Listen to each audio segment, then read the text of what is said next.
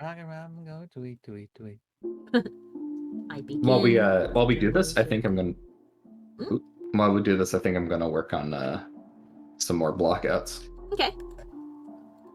Hey, David. Yeah. For the for D&D maps that we've been working on, I do all of the map design, and then Alex does the art for it. So. Hey, David. You live, generally speaking, closer to the home of our today's cryptid than anyone else. Would you like to read to us about the Loch Ness monster? Yes, certainly. Would like to read to you about the Loch Ness monster. You can, let's see, the first paragraph, or well, the intro bit is good to read. There's a lot of sightings though, so any of the sightings that look interesting to you, because there's so many, feel free to choose. The Loch Ness Muppet. That one sounds particular. Now, funny story, I actually ended up in a loch when I was younger. Oh yeah? Yes. I was about 4 years old. My parents went on a short trip to Scotland. Mm-hmm. My dad was skipping stones into a loch, and I thought, I'll go get them for him. So I ran straight in there, into freezing cold water, out like a light like that, and my dad literally just had to wade in there slowly, grab me by my coat, and pick me out of the loch. Oh my god. I forgot to change the description of the video again. I will fix that right now while you tell people about the loch. Right. So, hope you're ready for howling tale about the Loch Ness monster. The Loch Ness monster, in Scottish Gaelic known as the Ulbiest Loch Ness, affectionately known as Nessie, is a creature in Scottish folklore that is said to inhabit Loch Ness in the Scottish Highlands. It is often described as large, long-necked, and with one or more humps protruding from the water. Popular the belief in the creature has varied since it was brought to worldwide attention in 1933. Evidence of its existence is anecdotal, with a number of disputed photographs and sonar readings. I'm waiting for a big burly dude to sing head core quiet. Oh my god. Oh! Hey, what you doing? The scientific community explains alleged sightings of the Loch Ness monster as hoaxes, wishful thinking, and the misidentification of mundane objects. The pseudoscience and subculture of cryptozoology has placed particular emphasis on the creature. Now we're going to be talking about the Loch Ness Muppet, first spotted in 1977, at the peak of the Muppet's popularity. On the 21st of May 1977, Anthony Doc Shields, camping next to Urquhart Castle, took some of the clearest pictures of the monster until this day. That would be this one right here. Sorry, go ahead. I was just circling the picture, a reference I was using. Oh, no, wait. What's up there? Shields, a magician and psychic, claimed to have summoned the animal out of the water. He later described it as an elephant squid, claiming the long neck shown in the photograph. The photograph is actually the squid's trunk, and that a white spot at the base of the neck is its eye. Due to the lack of ripples, it has been declared a hoax by a number of people and received its name because of its staged look. Oh, that's not this one. This one's the surgeon's photo. My bad. That's the most famous photo. Although, speaking of famous photos, recently somebody else claimed to have seen it in the loch, which is funny that it wasn't all that long ago. And that's actually where this other reference picture right here comes from, because somebody doctored a photo of Nessie using this picture of this carp. So I thought it might be fun to put it in here and use some of, like, maybe the speckles or coloring for it later. Loch Ness Muppet sounds really funny, though. It's time to put on makeup. It's time to light the lights. It's time to get things started and no Loch Ness to tonight. And also, hello, Nova.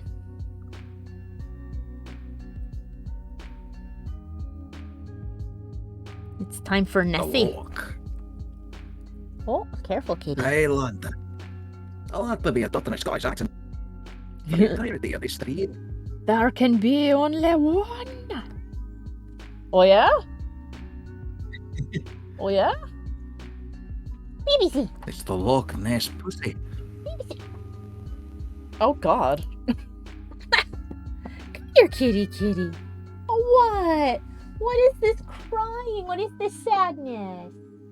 You're okay. See Pastor 1055 that's Nova. says, it's so... Nova. It's so funny to me how the Loch Ness Monster is still so influential because it really shows how much culture plays in the cryptid's existence, even after we can conclusively prove its non-existence with current technology. XD. Yeah. It's definitely not. Although something funny for how big people think the Loch Ness Monster is, while I was looking for reference images, I found one that was comparing it to a 1 meter tall person, and height-wise, it doesn't even reach their knees. The vocalization of the cat, yeah, that is protest about being picked up. But she was sitting on the bed staring at me, so she clearly wanted to be picked up, but she also did not want to be picked up. Isn't that right, CCB? Now she's in my lap. What amazes me about looking at this... What amazes me about the surgeon's photo is looking at it. You can tell the waves aren't that big. Like, it looks like about the size of a duck. Yeah, well, it's because it was. The little figurine that they used is really small. And they took a picture of it. And it was for the longest time considered the best one. And some people still are like, no, this is clear evidence, even though the surgeon himself admitted it was fake. And showed people exactly how he did it. They're like, no. It's real. Actually, goddamn. And in black. There probably were some people who were like, no, clearly it's real and you've been convinced not to. Also, hopefully you won't hear any thudding in the background, but the other people in the house are taking out the air conditioner so we can turn the heat on finally. So hopefully nobody will drop anything. They wanted to try and stop tourism to Scotland. It's a conspiracy, I tell you. This is our main attraction after shortbread and whiskey. I mean, shortbread's tasty. And I don't drink Shortbread whiskey, but is- I've heard it's okay. You like the taste of wood? I like the taste of whiskey.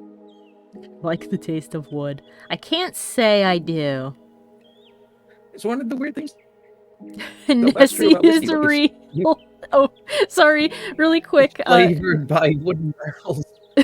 Nova just said Nessie is real. They're gonna be the next Rainbow Six Siege operator. That'd be really funny. Nessie's coming to Fortnite. She's totally real. Hang on. I need to use a Scottish accent. Thank God, my dude. Oh my god. That's Nessie. I'll be the voice of Nessie. Come on, me, I'm changing my mark. I thought Nessie was a lady. You'd have to Is do that the... true? Well, I mean, people always say she. So I assumed that everyone assumed Nessie was a girl. Is that true? Yeah, I know. I don't know how they would prove it to be true, but everybody is always like, "Oh, Nessie, the girl," and I'm like, "Okay." The lady Nessie. I was assuming there was a reason. Nessie is a gender fluid icon. Yes. Nessie existing as all genders at every moment in time simultaneously. I like the fact that a water-based creature is gender fluid. Heh.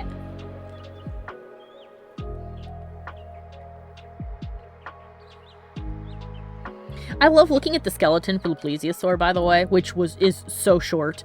So much shorter than I thought. I like that when you look at their flippers, you can see what would eventually evolve into hands and feet. Because they've already got the phalanges. It has a big hand paddle. I love it. This shouldn't be that way. This should His head reminds me of the dog out of reminds me of the dog out of the Corpse Bride.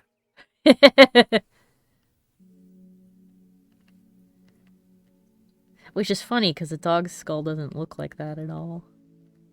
I mean, it's long and has pointy teeth, obviously, but you know. No, you're making me yawn. Ah! I'm sorry. I didn't mean to. It's all your fault. I've had a long day. I believe it. Is this all? Well, I also not done nothing all day. What? YouTube videos ain't so tiring. Oh, did you not have work today? No, Sunday and Monday are my days off. I see. So tomorrow I will be coming back in. I tried to work on some things. I made a little bit of progress on one thing, but I need to make more progress. But Progress is good. Yes. So on the next thing to do. Yeah, one thing I might do, but you guys are Mike's busy with his project. You're clearly busy with this.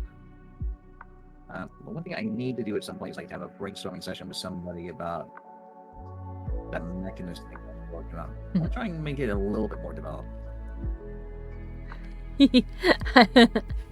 I like Nova's comment.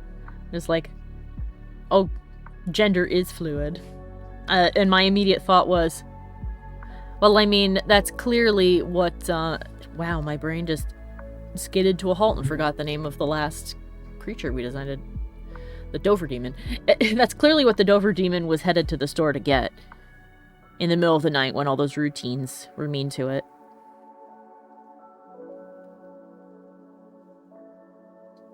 Wait for the great, ready for a game.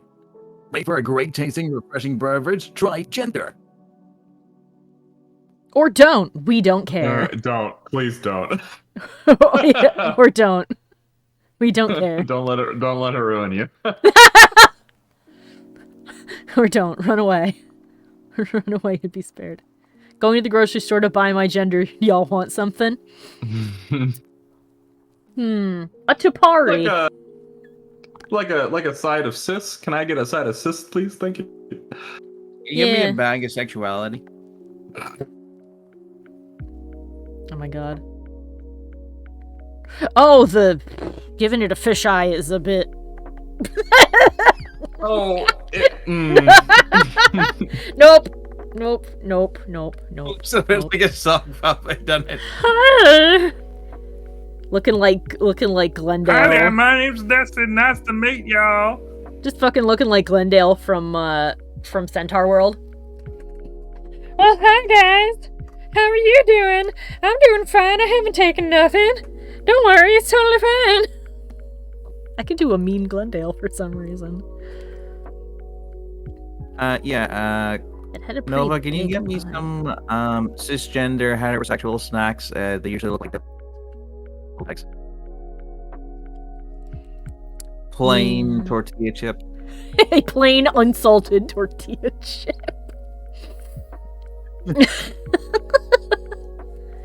Cream soda. Unsalted peanuts. Oh, a bag of unsalted peanuts. 1% milk. Oh god. For some reason, skim milk. I know that you're trying to think of like the most boring, quote, plain foods, even though vanilla ice cream is delicious. Cauliflower. Like the idea of putting them all together and having them at the same time sounds disgusting. Nova says, sorry, I'm going to the gaysery store. The cis stuff is in the Target. That's mean. I like shopping at Target.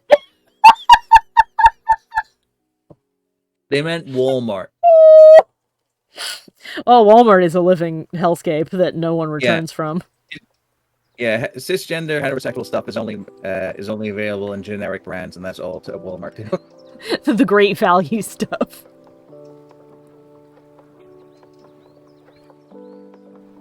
You'll find the super straight stuff next to the gun aisle. Oh god.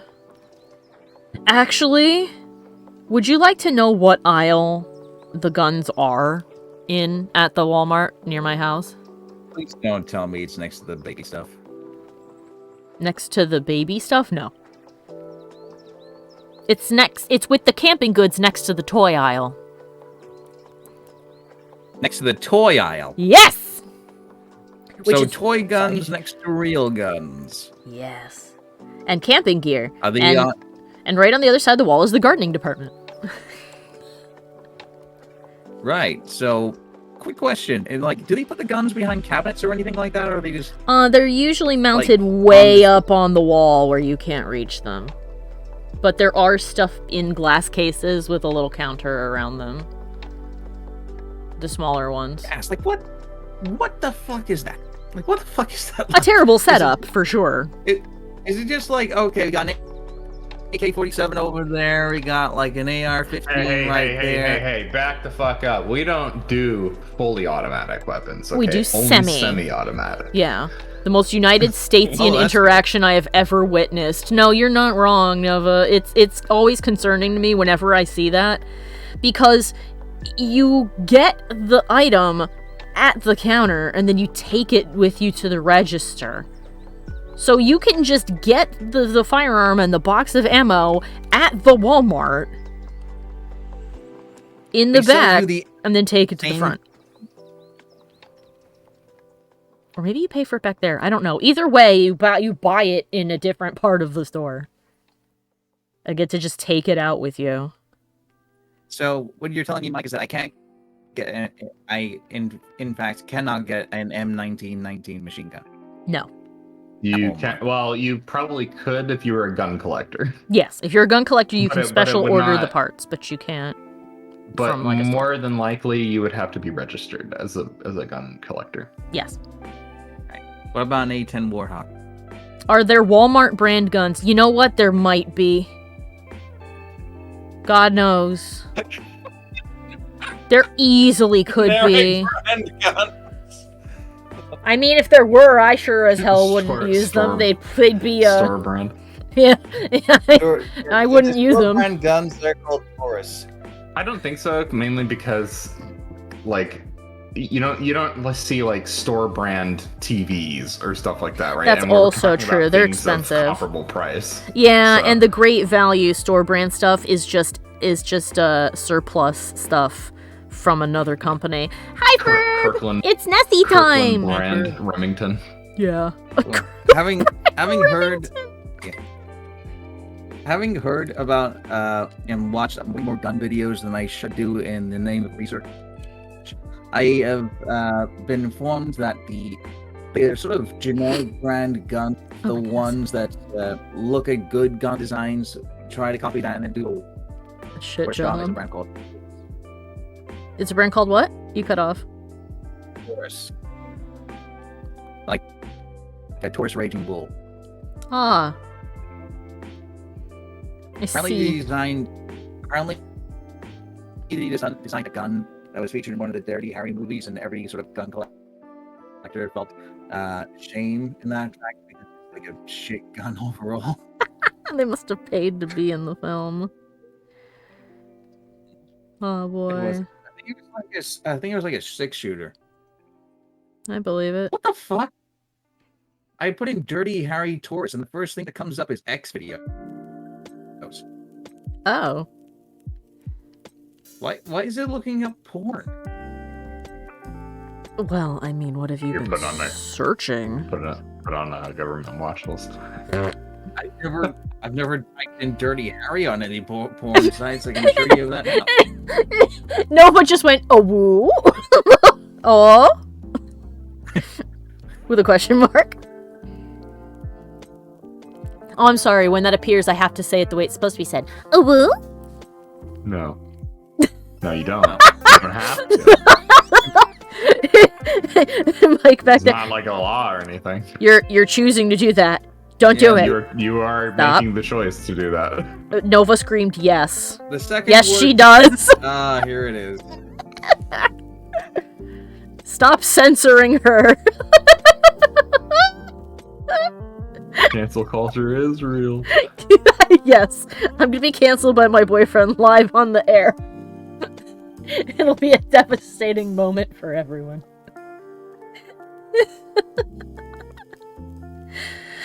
Oh my god.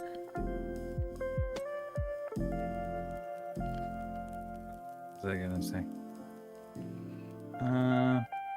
Apparently there's something called an AMP Automag Model 180, so maybe I got the things mixed up a bit there.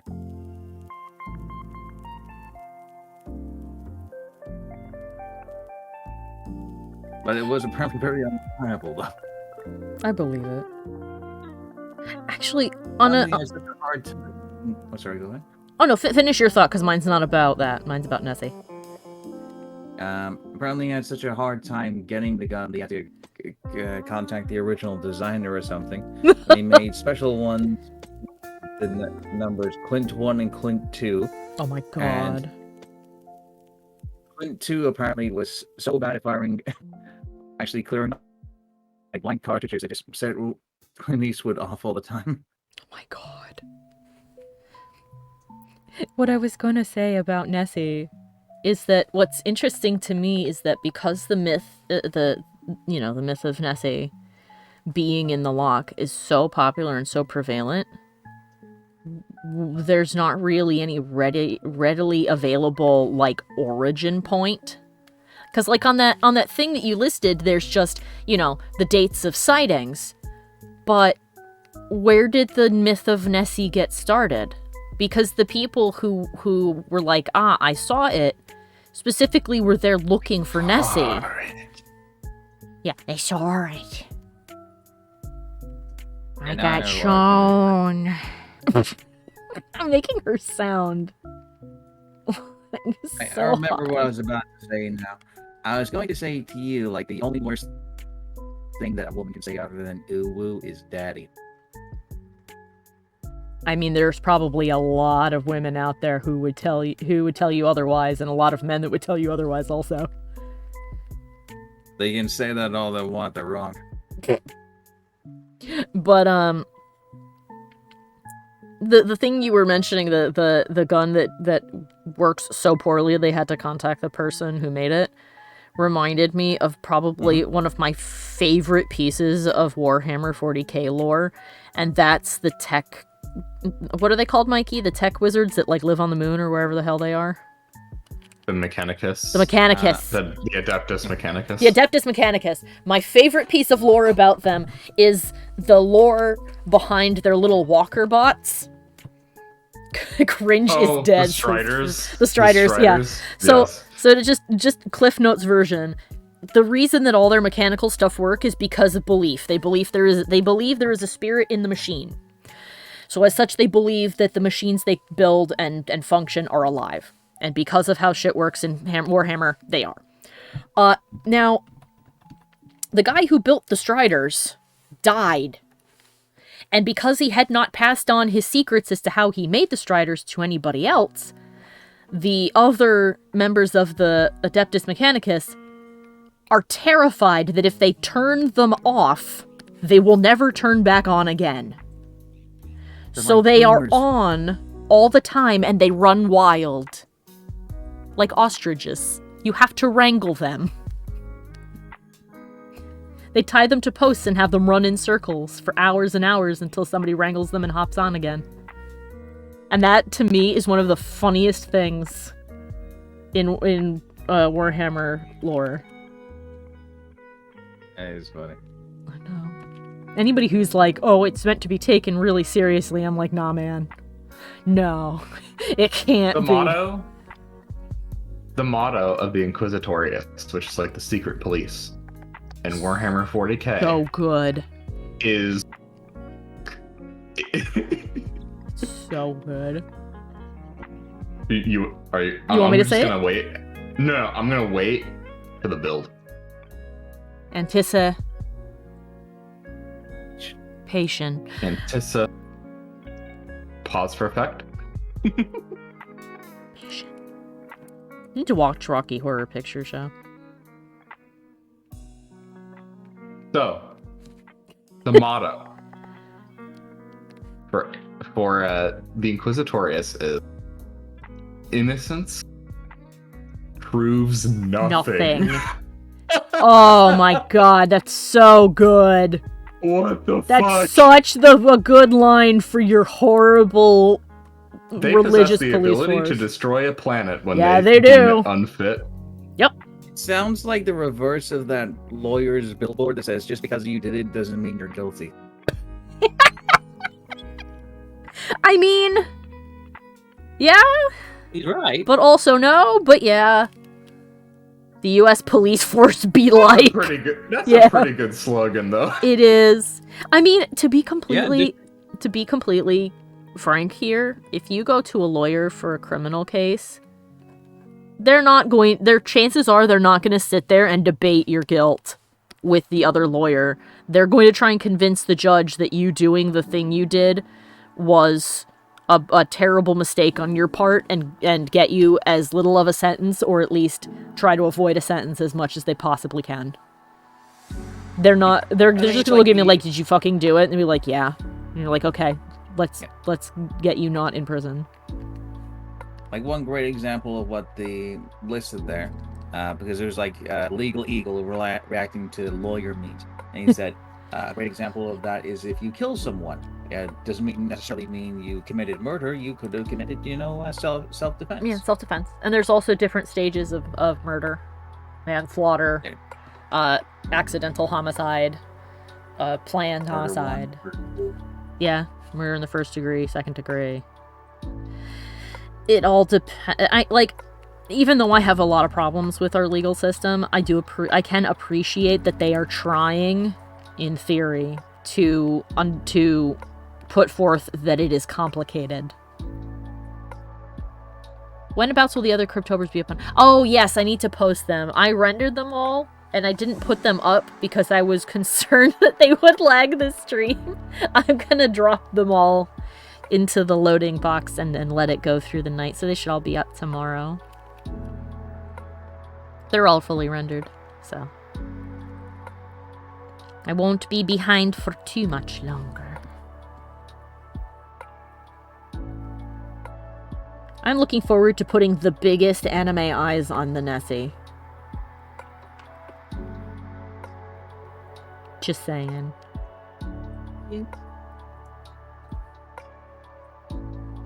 I still can't get over how tiny these things actually are.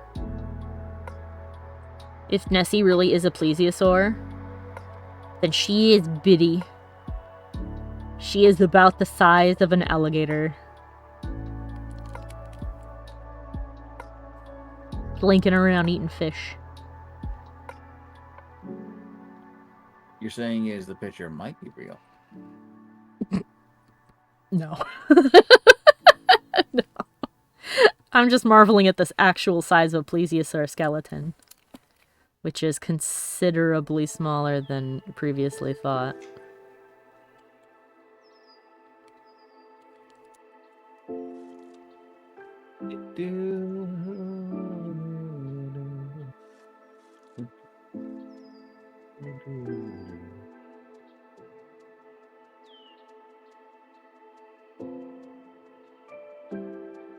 Oh, I have to tell you guys, she's been stunted by the LOCH radiation or something, I don't know.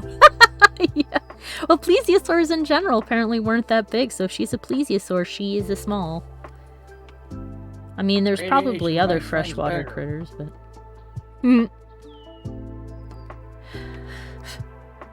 Oh gosh. Also, I gotta tell you, and you'll find this... I'm sure that you will also be like, what a premise. The new season of anime has begun.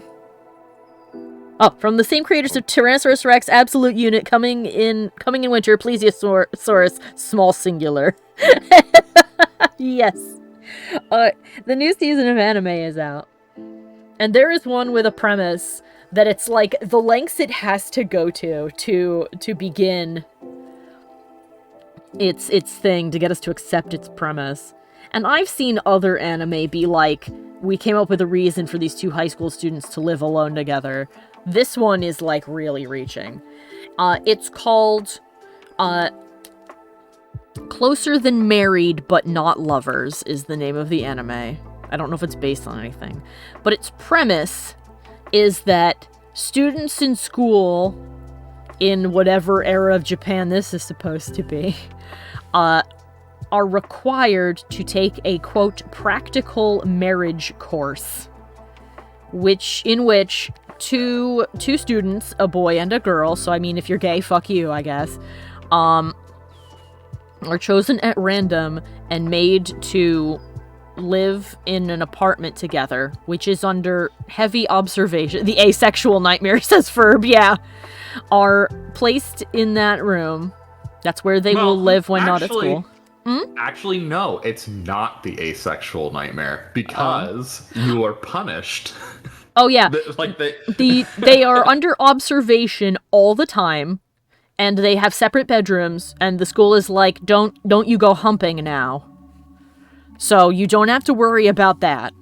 However, you are on a point system that the camera and I guess AI, because I don't think there's actually people watching you 24/7, but there's some kind of system observing you and tracking everything from your like body heat to your pulse and heartbeat and shit. And it gives you a score based on how well you are able to pretend to be a married couple. To the point, because there's a scoreboard on the wall of your room, by the way, so you can see how you're doing. To the point that if you're in the top 10 people at the end of each month, the top 10 people are allowed to swap spouses if the other couple agrees. Yeah, Ferb says, oh, that sounds horrible, a super invasion of privacy. Yeah, apparently the only private space you have is your room, and it only opens with your thumbprint, so nobody else can go in there. I mean, it doesn't really stop you from letting the other person into your room, but, you know. So. But the fact, and so the premise is that, of course, our main character guy has a crush on a girl, and that's not the girl he ends up with. He ends up with the super popular loud girl he doesn't like, while his crush ends up with her crush. So now the two of them have to try really hard to pretend to be a couple so they can swap. Then, of course, it's got the whole, because I guess the people who write this anime believe that getting kissed by somebody you don't want to be kissed by makes love happen. Because in the first episode, the girl is like, no, before you leave, you have to give me a goodbye kiss. And she points to her cheek, meaning on her cheek, so that we can get a better score if you're going to go out.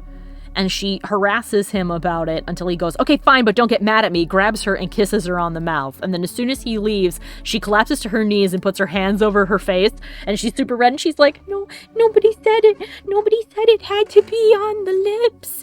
Oh no, they were so soft. I'm like, oh my God.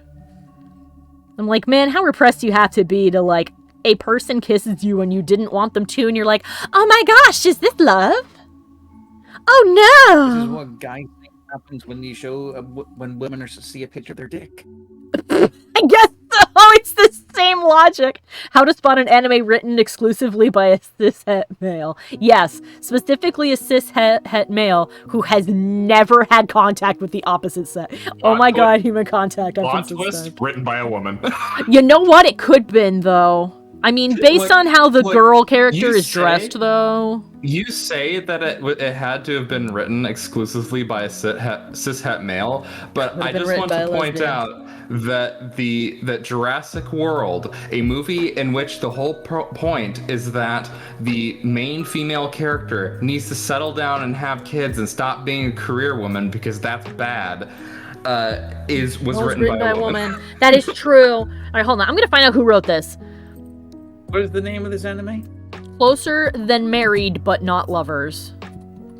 Closer Than Married, But Not Lovers. Here, I'll look it up for you. Let's find out who wrote it. By a manga series by Yuki Kanemaru. Yuki Kanemaru, who are you? How much do you want to bet that they're, like, actually woke, and that this is making fun of how chauvinistic cultures will do anything to avoid addressing the real problems that cause, their birth rate decline and stuff like that? Yeah, let me see if I can find a picture of them. They may not actually use a picture. Oh, I don't think they have a photo of themselves. Hold on a second. But wait, what's the name of this? They have no picture. Their picture is a picture of a pink anime girl. They have no photo. What's the name of this? The name of Oh, the anime is. I have their Twitter. The name of their Twitter. Sorry, the name of their Twitter. The name of the anime is Closer Than Married, but Not Lovers. Nova says The first thing that popped up when I typed "closer than married but not lovers" was it added Warhammer to the end of that. I'd watch that. I'd watch that in a fucking heartbeat. Brother, we are close. Brother, We're closer than married, but we are not lovers. Brother, I need help. I must itch my testicles. my testicle. My testicles. You showed me that video. Brother, my testicles, they itch. Oh my god. Nova says writer of that anime got ratioed by the may your L's be many and your bitches be few.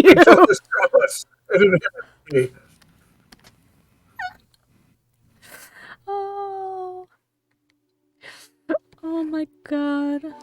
Brother, I cannot scratch my nose, brother. Help me. Help me. Oh my lordy. By the order of Testicles. That really was a person too.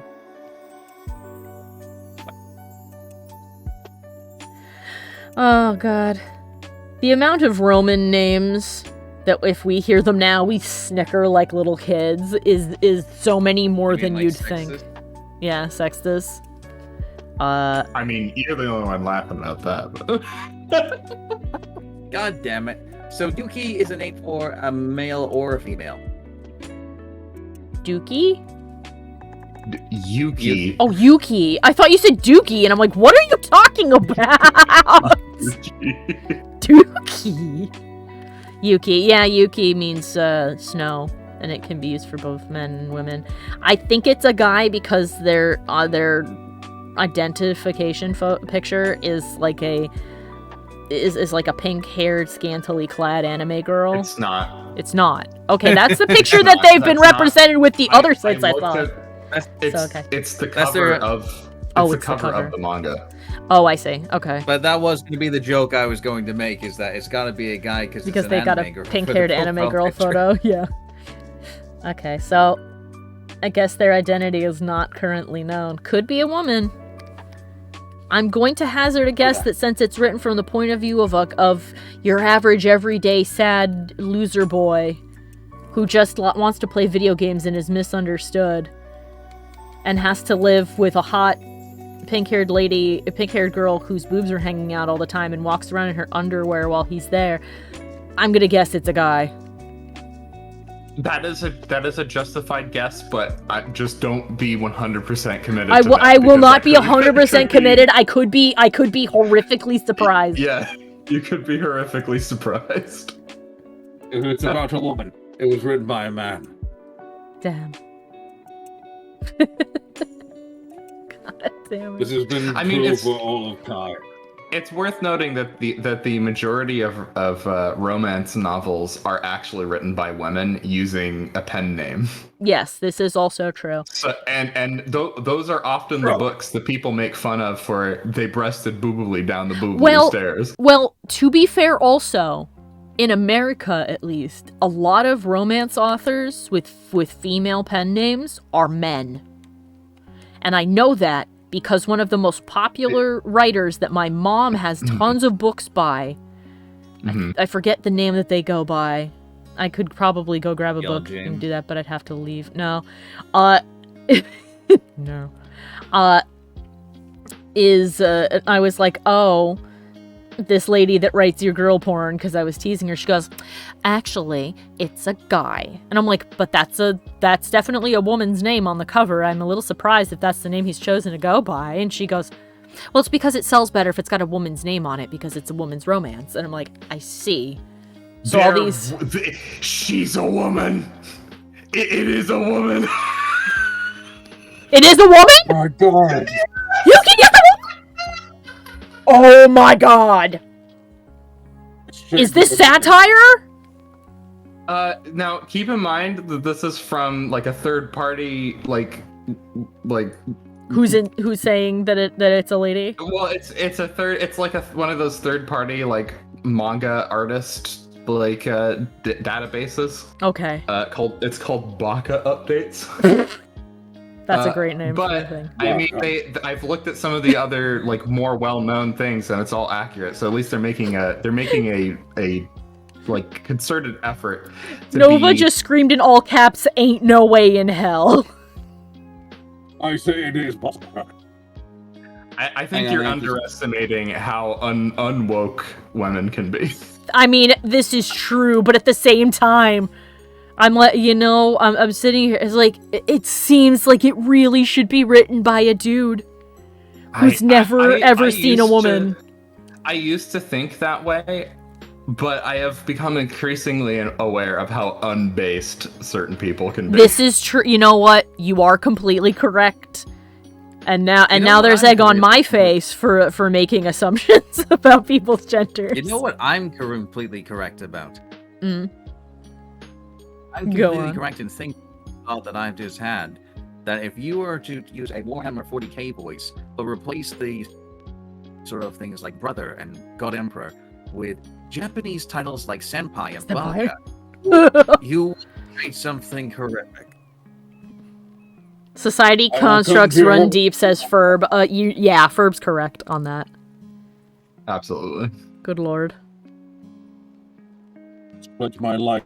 Weeb hammer. For a simple.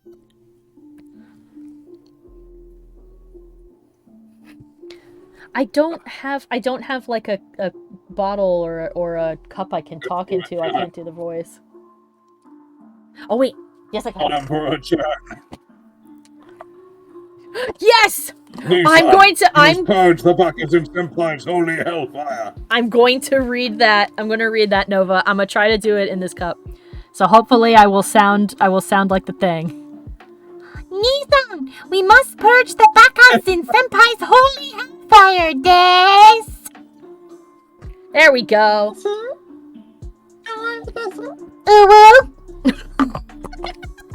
See? Ah, the cursed content we've created. Purge the heretic. Purge the Xenos, the alien. Purge heretic Chan. Heretic Chan. Purge the waifu. Their waifus are not our waifus. By the way, there's like creepy music playing in the background right now, and somehow that's making it better. I cannot believe. Most of the most, not all, but most of the Warhammer weeboos are like huge fans of the Tau. Yes, because that is the weeb faction. That's the Gundam faction. The space cows are space waifus. That is the Tau. They do have space waifus. The Tau or the Battle Sisters. It's one or the other. The Sisters of Battle are kind of badass, I'm not gonna lie. They have the milkers, much like the space cows. Everyone in Warhammer is badass, including the Tau. But yes, they are. I feel like they are explicitly designed to attract those kinds of people. Yes.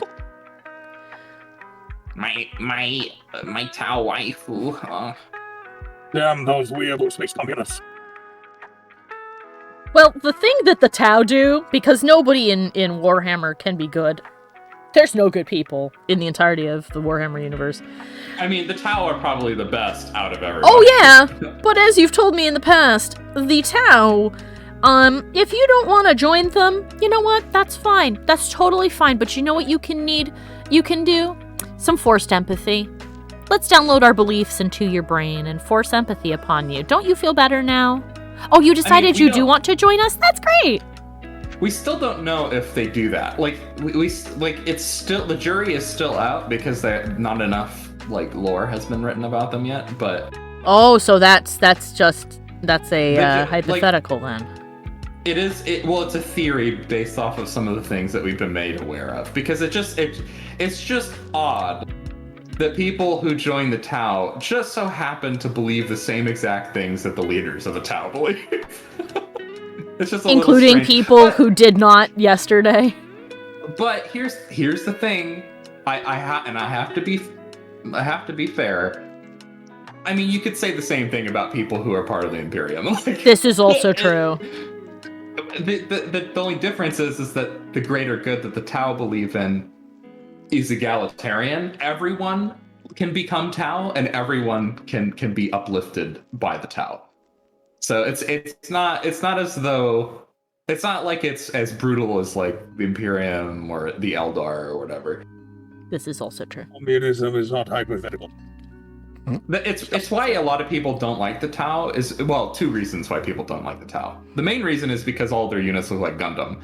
But the second, and so it kind of is an eyesore compared to all the rest of the aesthetic of Warhammer. At least Not to to those mention people. they're all fucking long ranged. Yes, and they are all long ranged. But I don't think that I don't really have a problem with their aesthetic. I think it looks fine. The second thing, and I kind of understand what they mean, but I think it's good to have a faction like this, which is because they're so good, right? Like, by comparison, they feel like they don't belong. Well, they feel like they don't belong. Like, a lot of people feel like they don't belong because they're actually like semi-decent. But yeah, I don't know. There's probably more than what we can see, more than meets the eye. When it comes to the for Sure. There's some terrible thing we're gonna find out about them. Specifically, that they probably brainwash people into doing good, like the Indigo tribe in Green Lantern. Well, I also like that in Warhammer, like, it's important to note that while the Tau are portrayed as being better than most of the other factions in Warhammer, it is worth noting that they're portrayed also as being really naive. Mm-hmm. Like, they really don't seem to be fully aware of, like, the genuine horrors that exist in the Warhammer universe. Like, they only have cursory knowledge of the chaos because they have yet to experience chaos full-fledged. Oh my god, like, are they like the atheists in the Warhammer universe? No, it's just that they're young. They're the new kid on the block. They're fresh. But can you imagine how funny it would be if they were? Well, here's something that's weird. Like, one thing that no one has really talked about very much regarding the Tau, which is how the Tau came to be. Because, yeah, they're the new kid on the block. But you would think in the world of Warhammer, in the galaxy of constant war and bloodshed, how is it possible that a new alien species could arise with a spacefaring civilization? Well, here's the twist, and no one knows what caused this. Some people think it's Zeech, the god of chaos. It would be something he would do. He the god of change. He likes to fuck around with shit. Yep. His pronouns are fuck around and find out. I guess I should say there, because the chaos gods can be whatever the fuck they want. Yep. Is this the pink purple one that's got a lot of controversy around it? No, that's Slanesh. That's Zeech Slanesh. They're like a weird spider person. With like many faces all at the same time. Yeah, many faces, many eyes. Like, they're very strange. I'll find you a picture of each. The theory is that so what happened is the Tau homeworld kind of disappeared into this like bubble of no time, no physics. Like, it just disappears into this veil, right? And everyone thinks that it's been sucked into like a chaos vortex or something. But then after like a few hundred years, it pops out like super advanced. So wherever the fuck they went, like, time was different for them, and they progressed and are like really advanced now. No one knows what the fuck happened, like why they are the way they are. There he is. Bless you, by the way. Thank you. I will link to you one of many pictures of Zeech, because he can look like kind of anything at all times. But here's a picture of him.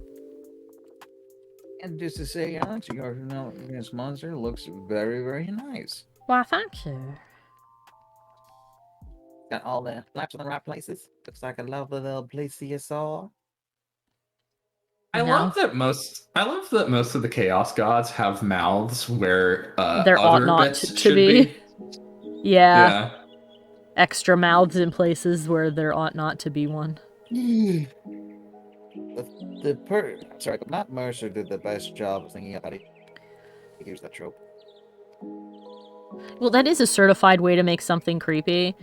Actually, A way to make something look extremely creepy with minimal effort is to take a normal human and either add or move a body part to a place it shouldn't be.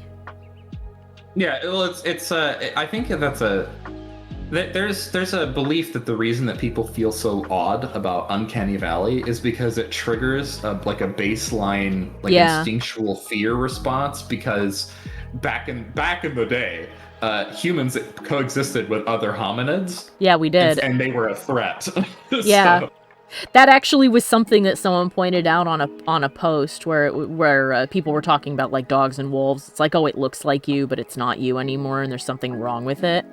The cryptid that's like it's a deer, but it's definitely not a deer.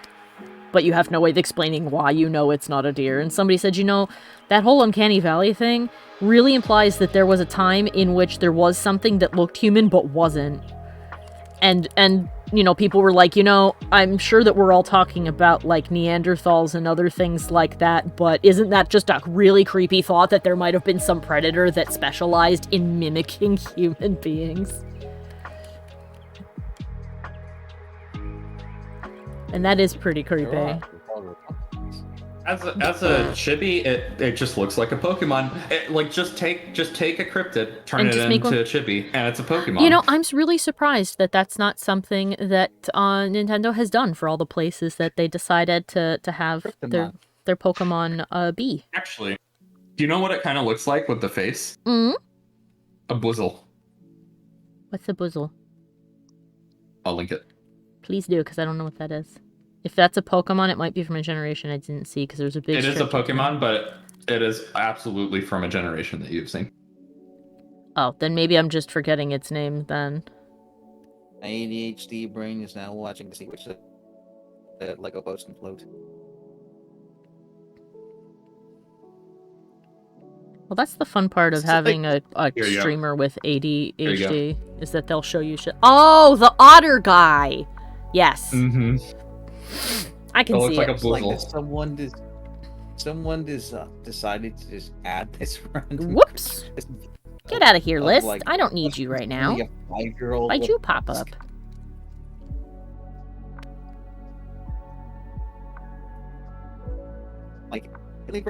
I fear that my terrible Warhammer thing has scared my viewers because nobody has commented after I read Nova's post about the Senpai Holy Hellfire. Part of me almost wants to go, hey, are you guys still there? Are you... Did I do something wrong? In holy fire. I'm sure it's fine. Ferb says, oh, don't worry, I am here. I'm just playing a clicker game. Cookie clicker? Is it The Last of Us? That's a good one, actually. Oh god, now all I can remember is how once a year our friend Matt plays Cookie Clicker for like 30 hours straight. Beats it. Why? And then closes it for a year. I don't know why he does it, but every once in a while he pops that thing on and I see... Because I saw him do it once, like a few months ago. And I was like, oh, Matt's playing Cookie Clicker. I wonder why. And Mike's like, oh, he does that sometimes. I'm like, but didn't he beat the game? And Mike goes, yeah, but every once in a while he likes to beat it again. And I'm like, oh. And I saw him pop on every day for like a week, and then it was done. I was like, well, all right. Ferb is playing Cell to Singularity. Neat.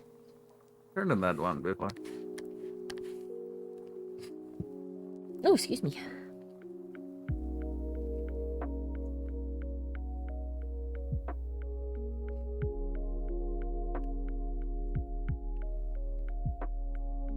That was a cool tool. I saw these things. Oh, Nova is back. Nova actually left because her mom bought her a sub. Can I have one, please, Nova? Hmm? And while in that play sub, can I have one, please, Nova?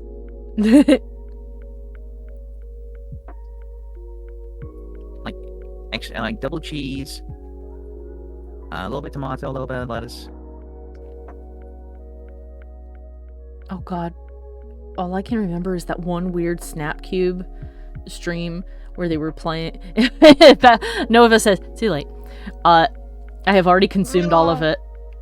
I can remember now is that one Snapcube stream where I forget I know that the guy who keeps playing Robotnik for them, his name is Albert. It was Albert and Penny talking to the dude that they get to play Shadow because they were playing the Shadow game. He seems Chris. Yeah, and they were mock doing a like bad interaction at a Subway, and he just kept trying to order lettuce with cheese, no bread, and wrap it up, please.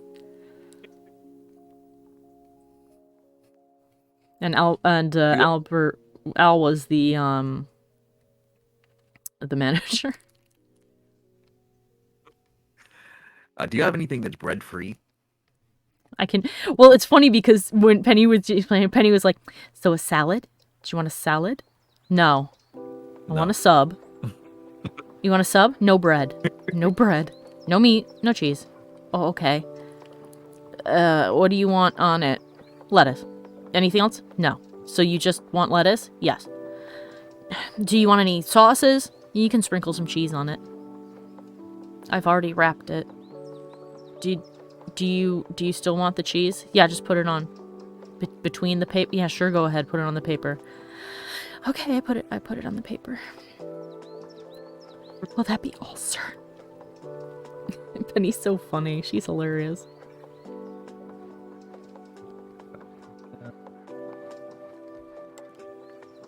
Like, my Subway, I'd like instead of a sub on the top and bottom, if you replace that with cheese, and you put cheese in the middle, and then extra cheese, and then could you please put that in the oven? Then you can die of cholesterol. Once you've done that one, I'd like a 12-inch cheese sub. A sub to be made out of cheese. Pastor says me walking into Subway and asking for a breadless sub and a cupless soda. Joke's on you. I'd hand you a salad and a bottle of soda. Oh, gotcha.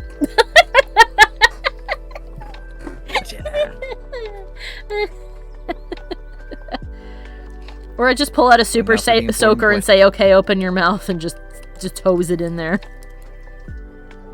I have like a super soaker I got recently. I don't know where it is. Oh, that is so disappointing. The pirate ship Lego sank like a rock. Oh. I'll be filing a customer service complaint. Oh no. I anticipated your complaint. I walk into the back, I come back out. I'm the manager. How can I help you? I understand there was a complaint. I want to speak to your manager. I am the manager.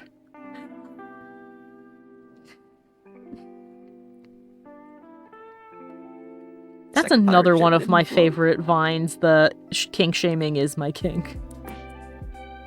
Kink shaming is my... Yes, hello manager. So you see I ordered a cup of soda and I got handed a bottle. Oh, I'm so sorry, ma'am. Please, if you go over you shall catch these hands. Well, ma'am, I was going to offer to let you hang your head upside down while I push down the nozzle on the soda fountain, but that's okay. I can meet you after I can meet you at 3 a.m. at the back of the Subway. There, I'm the manager. Let's do this.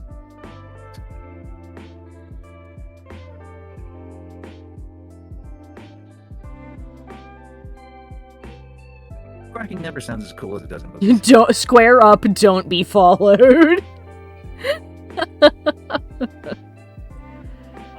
Oh my god. None of these pirate ships float, Alex. I feel like... Aww.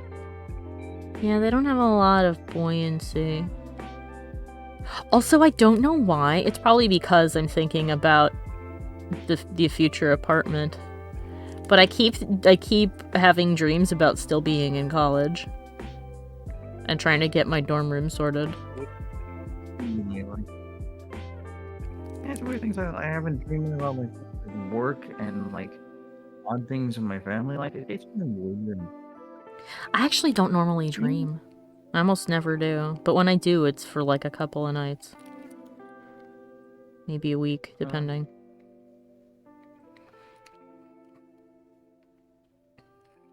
Oh! Before I forget, because I heard this on speaking of Snapcube, on one of her streams, the compilation I was watching.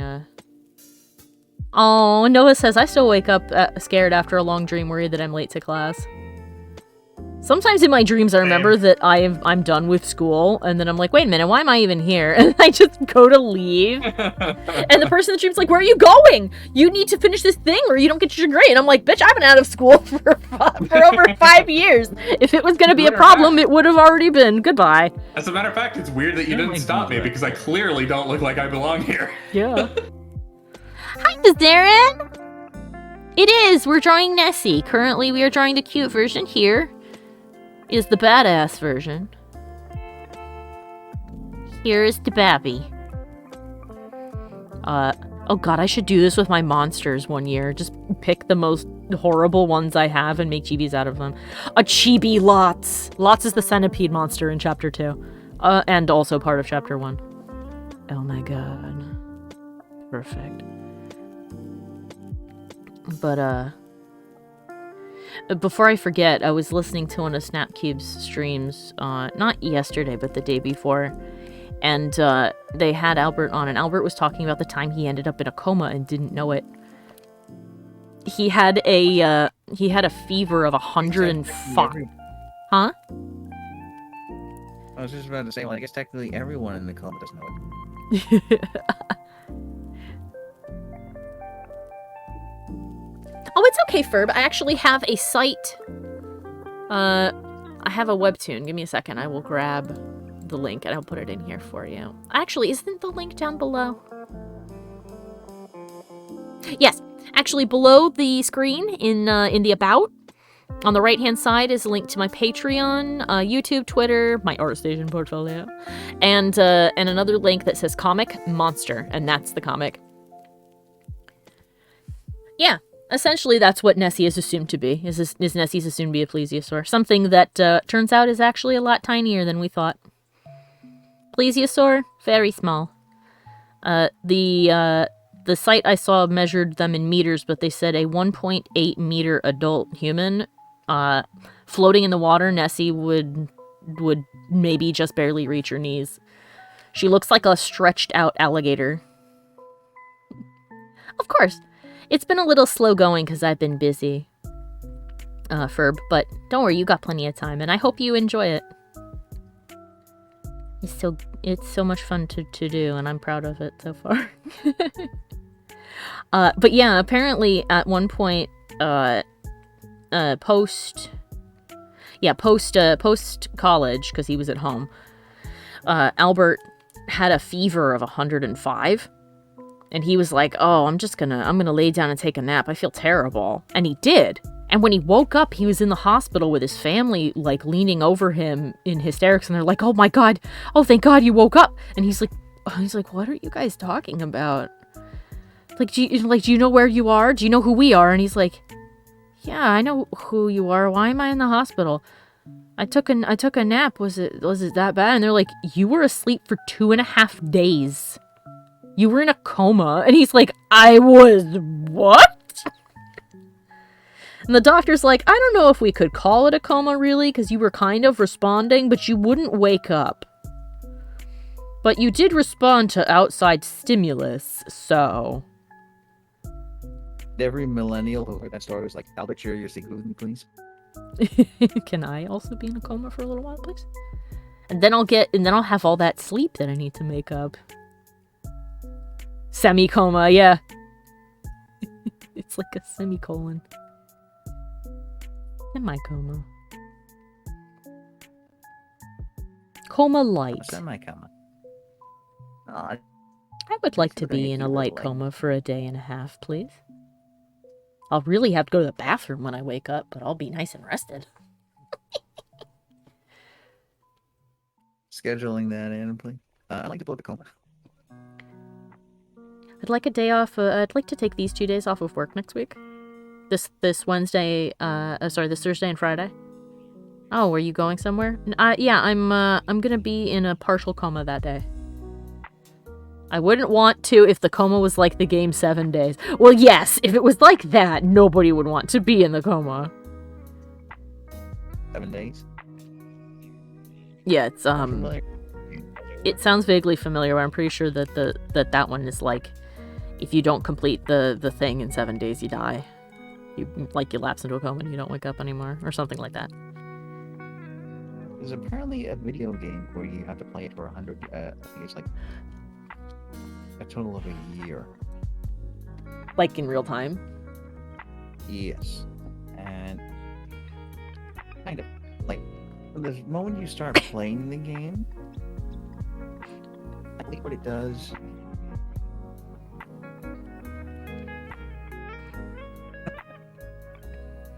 Yeah, I believe how it works is like once you start playing the game, time passes in the game in real time. So you move with will pass in the game. Interesting. The game is very peaceful, and it's about a giant king in a fantasy land. And has to go to sleep for a year. So the creatures to look after him, they do all these little things. It's just these quests for go on and on and on. But it's at the end of it, the king is going to wake up, and that's pretty much the game. And what you did in the meantime will determine how well it goes. Oh, I see. Desern says, the general concept is that scary things happen over 7 days and you don't know why. It's all because of some being that calls itself Sam. Oh, goodness. And Ferb says, last night was my first night getting 8 hours of sleep during a weeknight. I try to get 8 hours of sleep, but I usually don't. Thanks to somebody waking me up. Do I care about spoilers? I personally don't. Does anybody, if anybody here cares about spoilers for the game 7? 7 days? I'm good. You're good? Okay. I don't mind spoilers. Oh, that's good news. The Coast Guard ship floats. Yeah, I don't care about spoilers if you want to share it, Discern. And if anybody listening to this stream recording doesn't want to be spoiled, jump ahead 5 minutes. The big reveal at the end is that Sam is your own subconscious trying to get you to wake up from a coma. Oh, that's neat. Cool. Actually, now that you described it, I think that is a game that a friend of mine played and told me about. Now that I've had a thunk about it. Do you like to do ship to ship, like sort of and stuff like that in D&D? Oh, we did do it a little bit, didn't we? Say what? Do you like to do like ship to ship stuff in D&D? Like ship combat? Yeah, you know, being on ship combat, that kind of thing. Because we technically did do that for a bit, didn't we? Yeah. We did in your game, I believe. It's a free indie game. It's only about 30 minutes, maybe an hour if you look around a lot. Oh, I see. Well, that might be something fun to play. I just saw it. Nova said, God, my brain has been so shredded by Genshin that my first thought after waking up from a coma would probably be, oh God, please tell me it wasn't a long one. I can't lose so many daily commissions.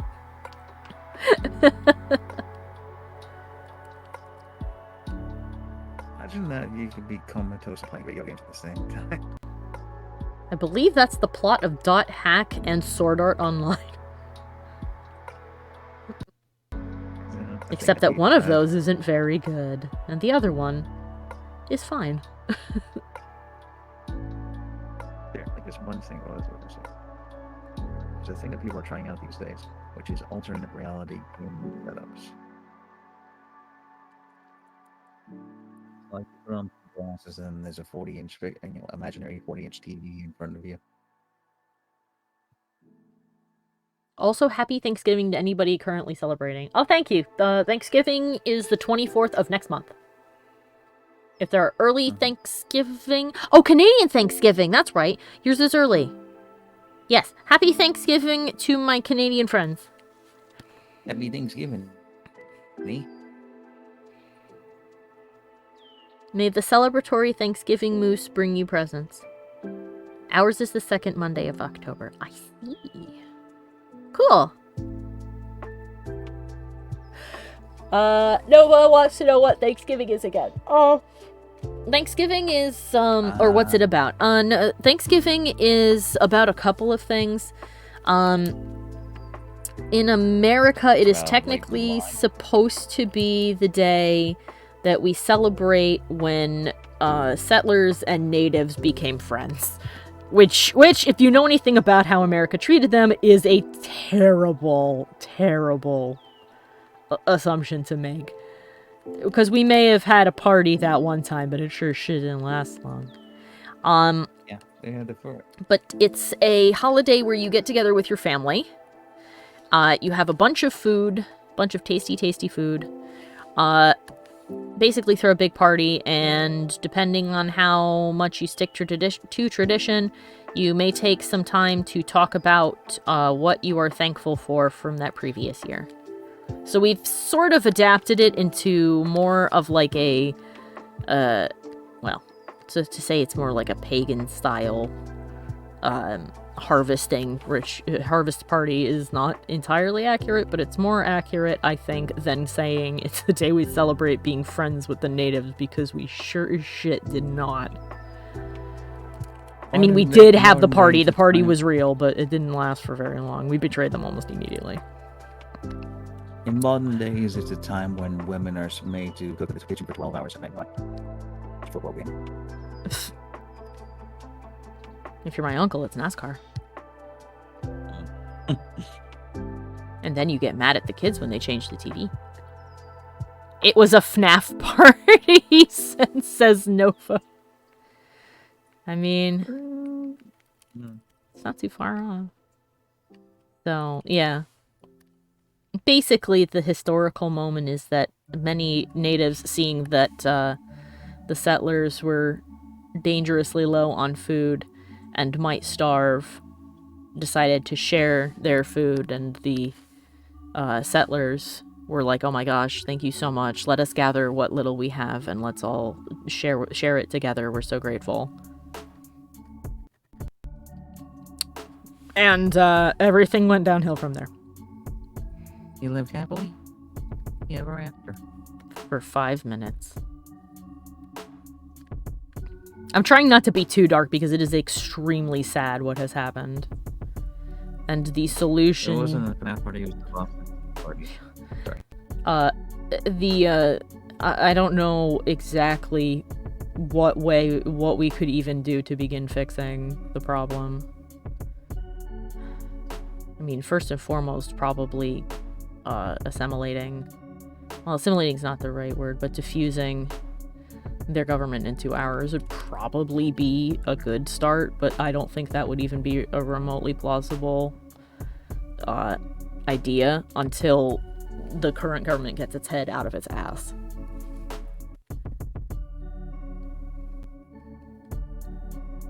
I can't imagine what sort of reparations there would be. Because some people are like, oh, well, you know, logically you'd say, like, give the land back, but I don't think that's possible. There's so many people living in so many places, you couldn't really uproot everybody. Well, yeah. Most people who talk about land back who are white have no fucking clue what land back is. Oh, well, yes. Like land back isn't about, like, kicking people out of their homes. That's not what land back is. Yeah, land back is more about redirecting. Well, it's about redirecting ownership of resources and locations. Yeah. I've also heard plenty of people who are native talking about that when people are like, oh my gosh, well, if you did that, wouldn't they throw people out of their homes? And they're like, no. I mean, some people want to do that, but that's not the majority of people. Yeah. Like I said, I've heard many of them say no. Not all of them, but many of them go, that's not what we mean when we say that.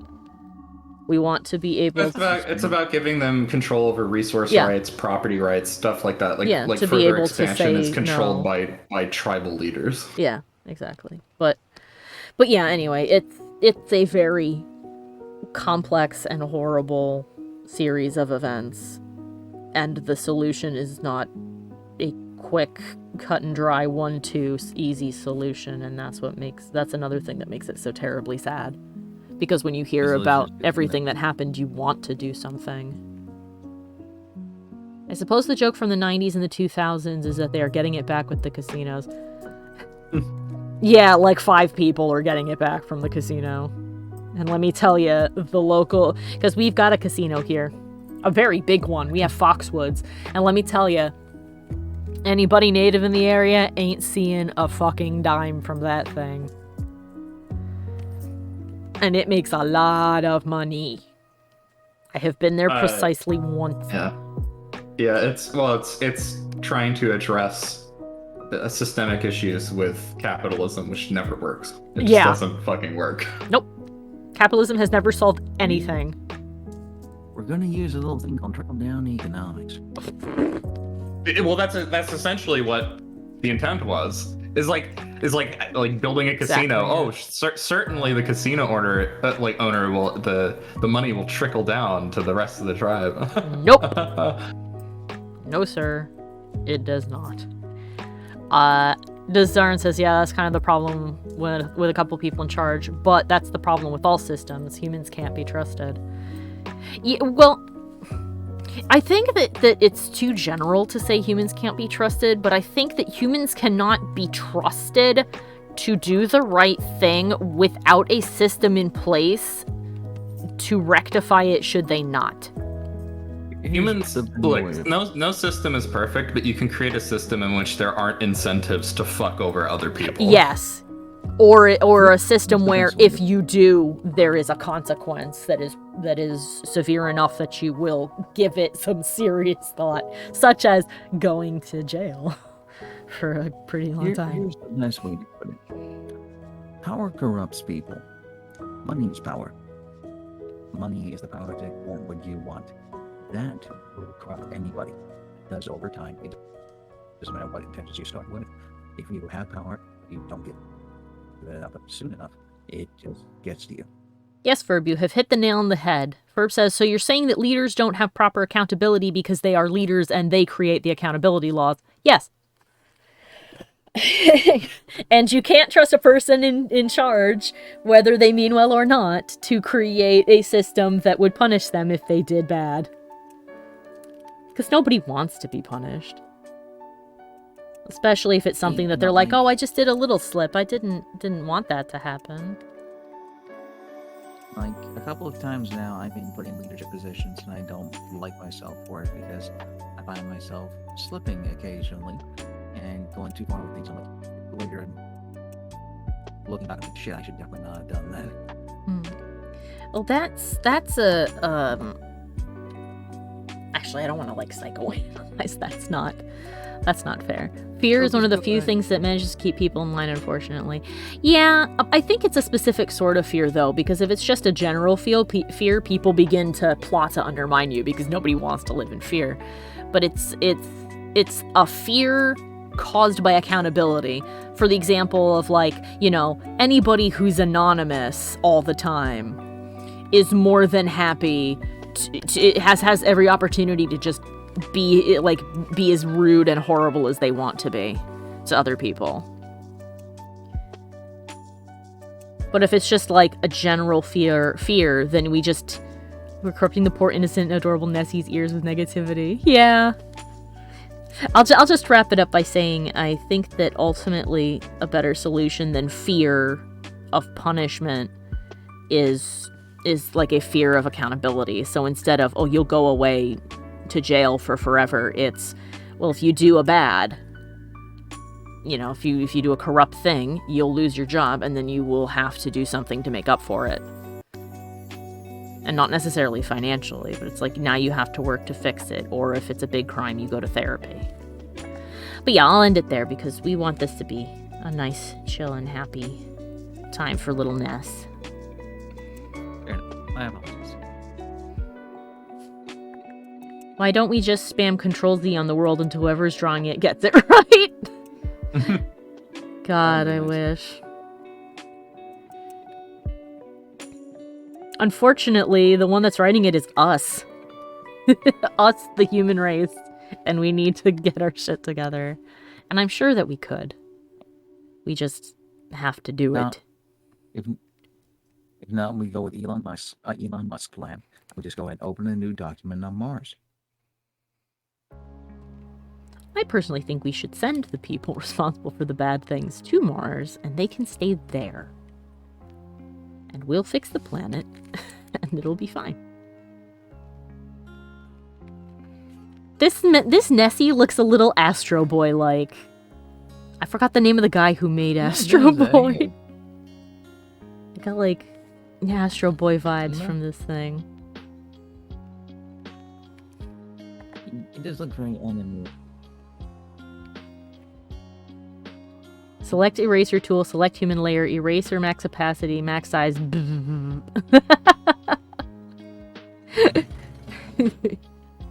Now we're getting biblical. Yeah, biblical. This may sound silly, says Aaron, but I will just briefly say that one of the reasons I don't want to move up in the company I work at is because I do not want to be in charge and be accountable for people that I cannot control, and I know, in some cases, do not care aside from getting their paycheck. Just getting all that off my chest. Yeah, I don't blame you.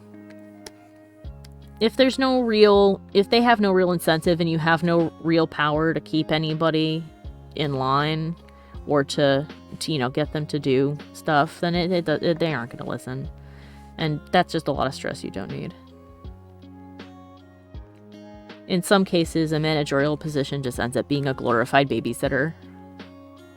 Yep. And you're not allowed to yell at the kids for doing things they shouldn't. Bleh. Smart managers are the ones who figure out who reliable people are, put them in the position they need to be in, or best position for them, and then just leave to do their thing. And as Aaron says, it is essentially a minor raise to be treated like, a babysitter. Yeah, where the only power you have is to, I guess, tattle on them to the higher ups, and that just doesn't make anybody happy. But then again, knowing, have to head to work now, have a rest of the stream, fun rest of stream, everyone chat, Discord call, and Alex. Aw, thank you, Nova! You have a good night, too. Have fun at work. As much as you can. I don't know what your job is specifically. I hope it is as good as it can be. For me, it is 5:26 p.m. I believe Pastor is, way in the future. Oh, no, wait a minute. Pastor's back in time. Sorry, I had to remember where you told us you told us before. Nova is in the past. By a couple of hours. Yeah, Dezaren is slightly in the future. We got a lot of time happening here. Oh, and I think that the playlist just stopped. Ah! It is 10:27. Where is the playlist that I can change it, please? There you are, Lo-Fi. Let me select another one, please. Lo-Fi. Coffee shop vibes for witches. Come on. Let me select it. There we go. Man, Blurred is such a good channel. I'm glad I found it.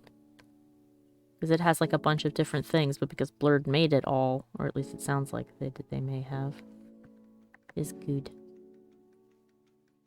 Oh, I'm 2 hours behind during your regular stream time. I'm going to bed, says Ferb. Oh. If only you could go to a later time zone and tell someone in an earlier time zone the winning lot of numbers before it applies to them. Very nice. Amazing. I guess you could call them. That wouldn't really be time travel, though, I guess. It's time travel on paper. 4 to 5 p.m. may end up being a better time to stream. The only reason it wouldn't work for the weekend is that would run headlong into our D&D game.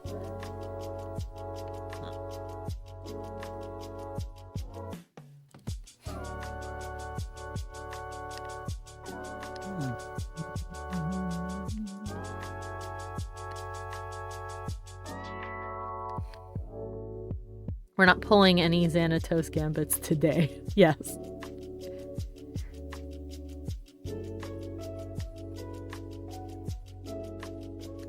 An interesting YouTube. One called Primitive Technology. So there's different methods and things he used there. It's like Minecraft, but real.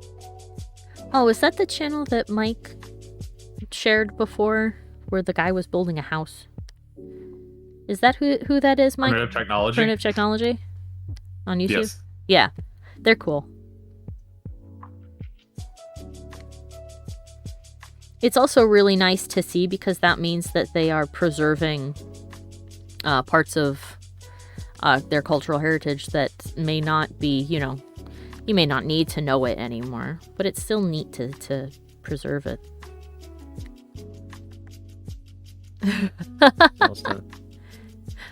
Dazarin says, also I will say watching gargoyles can help one adapt to high heels. That's funny. And true. Sorry, what were you saying, Tim? I was saying this is like the advanced version of Minecraft. I guess so. I mean, I've always been a person who loves the idea of cultural preservation.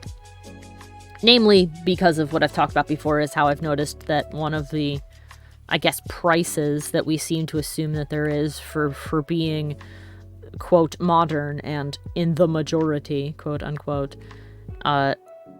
seems to be to toss your culture away.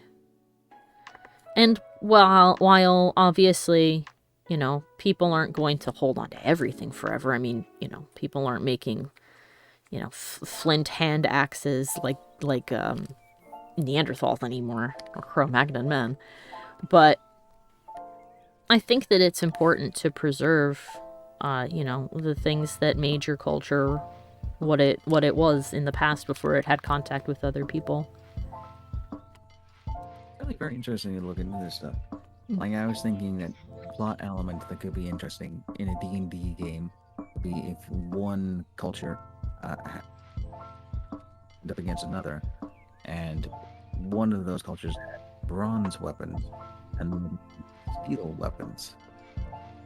Now, the reason that's significant is bronze is obviously we had the Bronze Age, then moved into the Iron Age, where bronze is significantly sort of weaker metal, softer metal. So, someone wearing bronze armor, facing a steel sword, it'd be like sticking a knife through a tin can. Oh, Ferb points out also, it's also important to look at your culture and recognize that some aspects are generally harmful and to either let those go or to modify them so they are no longer harmful. Yeah, exactly. As a British person, I have no idea what you're talking about. But yeah, I think that having that's why I like the idea of like cultural centers and things like that, where it's like, oh hey, here's all the cool stuff that we used to do, and here's all the why that we used to do that. It's one of those things where to me it carries the same kind of energy as like looking at a photo album from when you were like a kid and going like, oh my gosh, yeah, that used to be how I was. Oh, cool. I was so cute then. Or like, oh my gosh, I remember that when this happened. It was like that's the vibe that I guess I'm going for with what I'm saying. Okay, Darren, you have a good night. Bye. And if you're streaming tonight, have fun.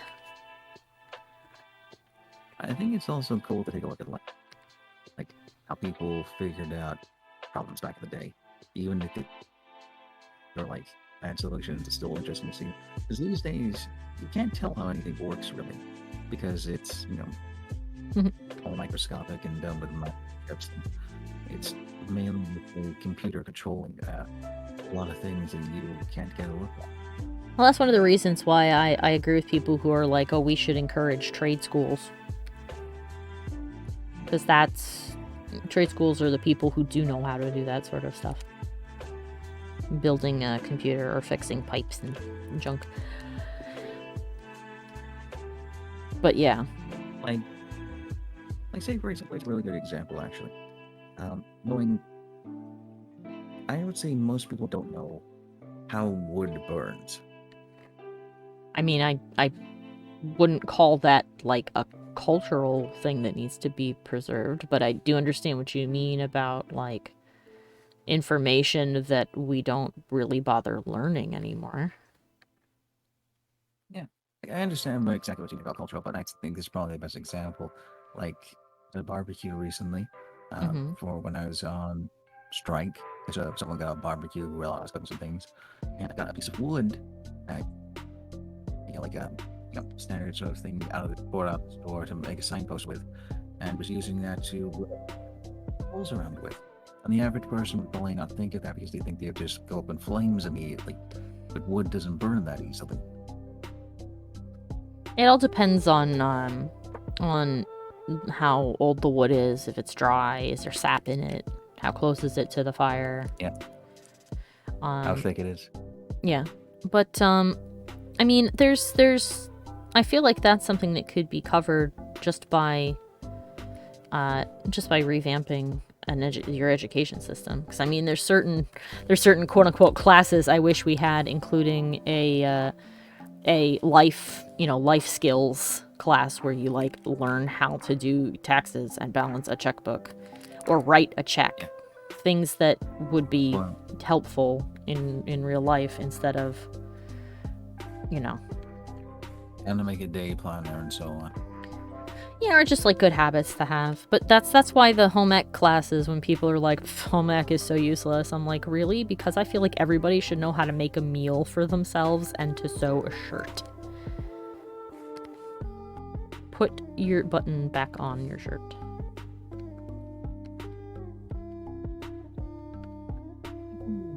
Seems to innovation. One thing I guess me about a lot of people is they're not willing to put in.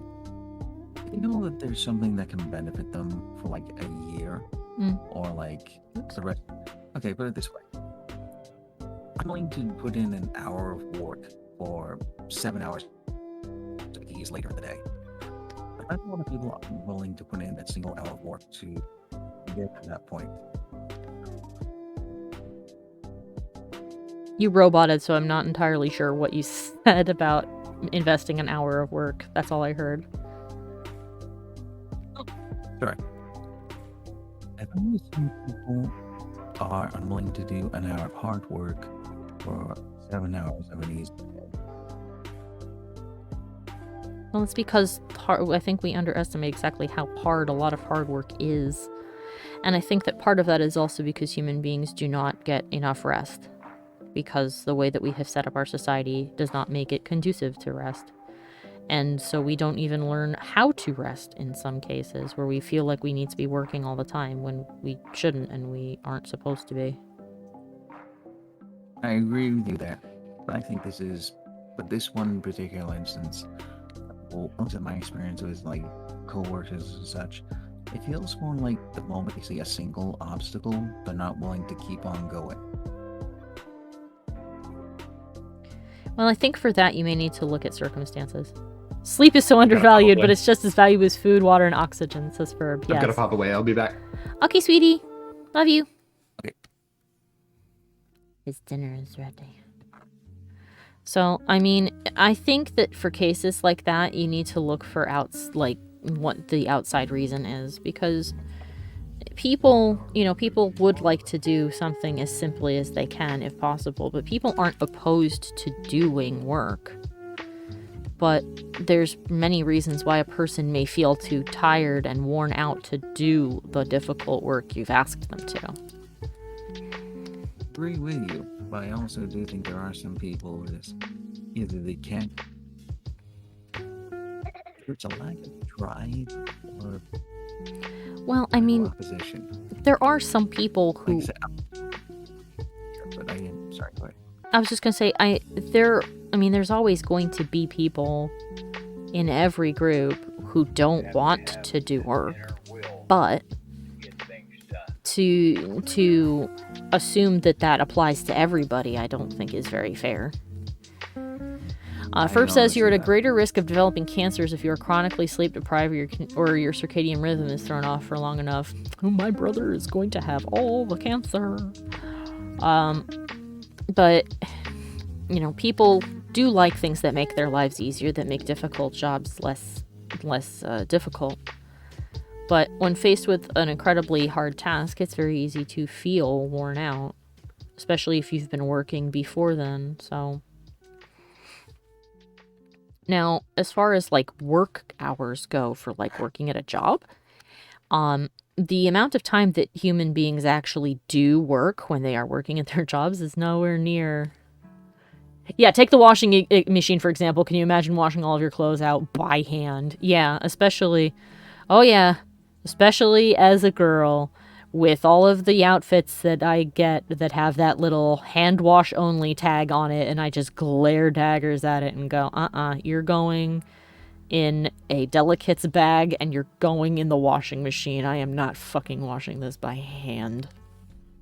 Well, see, that's different. That's something you'd be doing on like a daily basis or close to it. That's a routine process that is not making things easier for you.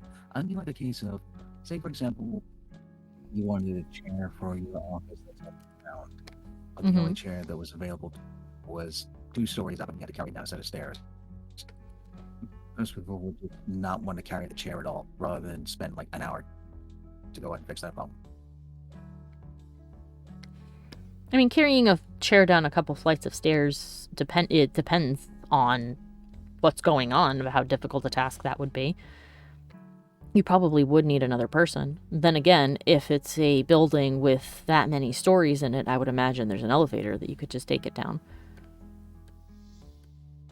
But, I mean, I can see why some people might feel so worn out by their job, especially since the one that you work at's very hard labor, very labor intensive, that when they're like, oh gosh, let me get a chair for here. Oh, then the chair the only chair available is 2 stories up, and they'll just sigh and they'll go, well then fuck that, I'm gonna sit on a box. I'm not going all the way up there, I'm tired.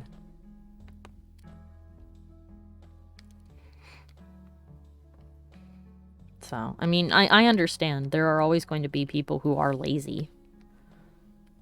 But I don't think that there's a fundamental human flaw of... I just don't want to work hard enough. I think that most people underestimate exactly how much time and effort and work a person will throw into something that they genuinely enjoy. If somebody's not willing to throw in a bunch of physical labor, it means that either circumstances in their daily life have made them too tired, or the job you're asking them to do is incredibly unappealing, and thus wears them out mentally. Like, again, your job is very labor-intensive, but it's also extremely understimulating from a mental standpoint, and it's extremely thankless. And they also probably don't get paid nearly as much as they should, hence the protesting and the strike. Yeah, society places way too much value on work, says Ferb. Your whole value is placed on how much you can benefit your employer. Yeah. And it's silly to assume that humans need to have some kind of inherent societal value. It's stupid. It's not like I like not working. I can do whatever. I love my passions. Yeah. I mean, I threw my hands in the air after how bad I got treated at my last job, and I'm working to the best of my ability towards either acquiring a job in a field that I enjoy or creating one that is going off of my passions, because I can't stand it. It was so depressing. I didn't want to do anything at that job. If I could get away with not doing stuff, I would do it. I'm not gonna lie. I agree with you completely. Everyone. Completely with that one. Like, not so much talking about, not wanting to do it. I don't think that's a thing. I feel like people who thrive do things. And I do think a lot of that has to do with a society where, like, they feel like putting in effort just isn't worth it. Because a lot of the times it's not. You can work on something for like a week and still not get the results you wanted. And there's a lot of factors as to why that might be the case.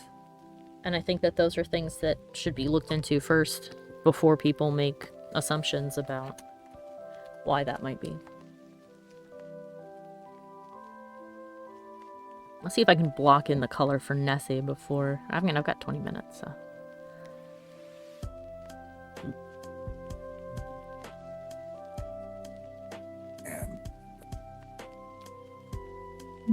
Yeah, there's an entire science behind it, says Ferb. And we should trust Ferb because this is Ferb's job. Occupational health and safety focuses not only on being safe at work, but being treated well at work because, surprise, people work better when they are respected and valued. Yep. That's why people who are big proponents of, like, you know, instead of a 5-day work week, have it be 3 or 4. You know, like 3 at the amount of time you were normally there, or 4 at, like, less. Oh, Ferb says I use they, them pronouns, by the way. Okay. Thank you, Ferb, for letting me know.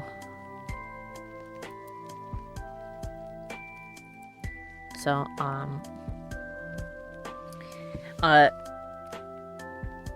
and of course people are like, oh, well, you know, and then you'd get paid way less. I'm like, no, you would pay them the same amount as if they had worked. Actually, you should probably pay them more because you're not paying them enough now.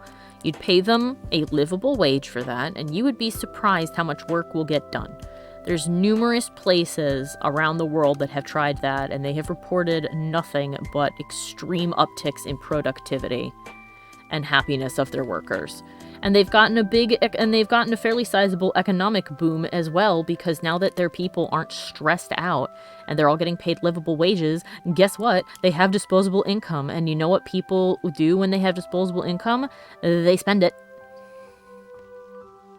That's why anybody who's like, oh, free healthcare, free housing, free food, that'd be ridiculous. You can't do that. Like, do you have any idea how much that would benefit the economy if all the income you had was disposable income because it was covered by everything else? 80% of your pay could go to taxes, and you'd have 20% left, and that part of it could be spent on whatever you wanted, and you'd still have more money in your pocket than if you were spending it on rent and healthcare and food. Yeah, and Ferb says, look, before Harrison Ford, yes, Ford the car, workers were working over 100 hours a week, and then he made a 40-hour work week. Exactly. And then we had the workers' rights movement that got us the weekend. And to be fair, a lot of that happened because of violence, but hey... Like, so when people are like, oh, unions don't do anything for you, I'm like, no, unions got you the weekend. Unions got you a 40-hour week. Unions got minimum wage, although minimum wage is not being used the way it's supposed to be. It's minimum as in minimum amount you're allowed to pay people. It's supposed to be the minimum amount of wages to keep you alive. Yeah, you have to pay people a living wage. Ferb says, people are so against the idea of keeping wages the same for a 4-day work week. Like, pay us a living wage, thanks. Yeah, you have to. Because, like, what do you expect people to do? Go work a second job? Even if that were a viable thing, which it's not because that's not fucking fair, when exactly are they going to work that job if they're working a 40-hour work week for you? When are they going to go do that, my dude? The answer is never, because there will be no time in the day. Like in my workplace, they've adopted the 3-day work plan and the 4-day work plan. The problem is how they've done it is that they've just swapped around the amount of hours you stay that you do is the same, but how you do it across those days has changed. So if you're on a 5-day week, instead of working 7 hours each day, you now, or something, you now work 10 hours across 4 days, 12 hours days. Do you get paid the equivalent amount that you would have if you were working the full hours on the 5 days? Well, the hours haven't changed, so yes. Oh, okay. The hours haven't changed, they're just stretching it out weird. Yeah. Okay. And some people like it, like the people who are on 3-day weeks, they quite like it because it feels, well, some of them quite like it because it feels like they're on holiday, because, you know, they put in the 12-hour graphs, which they don't like, but then they've got, you know, 5 days to themselves, 4 days to themselves each week. But for the other people, they have to the people who are now working 10 hours a day, they usually start at 4 a.m. Ugh. So that's from 6 a.m. to now 4 a.m. So you have to get up like 3 a.m. to get into work. That sucks. Yeah. It's weird because the time changes.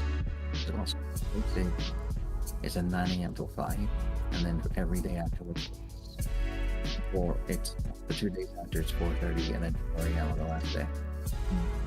I assume you're trying to keep your voice down because it's late where you are, but I'm having such a hard time hearing you. I apologize. I'll try and get closer to the mic. But yeah, so the most prevalent shift at the moment is the 4-day week, which is 10-hour days. First one is 9 until 5 o'clock, which is 8 hours. Changes from there, and then it goes from 4:30 a.m. till 2 p.m., 4:30 till 2 p.m., and then finally 4 a.m. till 2 p.m. All comes to about 38 hours. Like my shift is across 5 days, but each time it starts at 6 a.m., which is why I went for it, because I like the hours. But a lot of people say they went for the job before the hours and they regret it a bit. So like a lot of people went for this thing called a lull-up, which is basically like a vehicle that moves 6 containers at a time. I thought, oh, that sounds like a nice, easy job. Go ahead and do that, because there wasn't much information about all the new jobs that were coming up. So I took that, but I didn't realize just how the hours were going to work out. Or at least how much of an effect it would have on their body. Yeah, well, that's why I don't like when companies or businesses of any kind are not transparent with their people. And like, just a general rule of thumb for like anybody who's getting a job, whatever somebody says to you verbally, get that shit in writing. Because let me tell you, I got promised a lot of things by my last employer that never happened.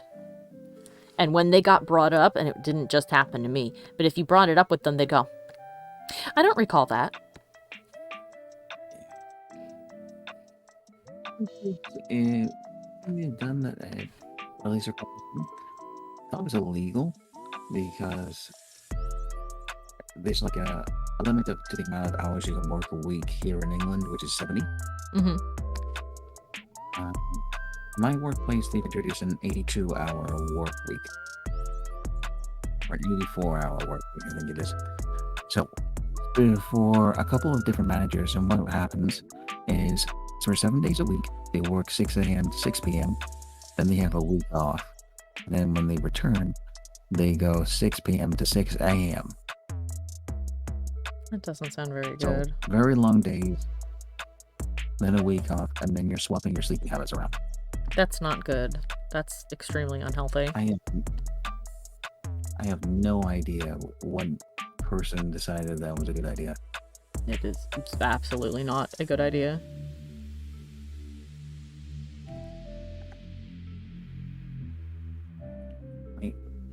Stuff like that just makes me feel like all of this stuff is being run so inhumanly. It's ridiculous. Yeah, it's awful. That's why I'm extremely pro-union. And I'm extremely pro all different kinds of government provided, food, education, healthcare. All of that stuff should be provided. We could easily afford it too. And when people are like, oh god, my taxes would go up. Yeah, it's like, yes, your taxes would go up. Like I said, they could take 80, maybe hell, even they could take up to 90 of what you make, and you'd still be paying less for all the other crap you have to pay for now. Because you'd have all of it. You'd never have to go grocery shopping with your own money, ever. If you wanted to go shopping for something, it would just be, luxury things. Like a giant TV, or going to the movies, or going on trips.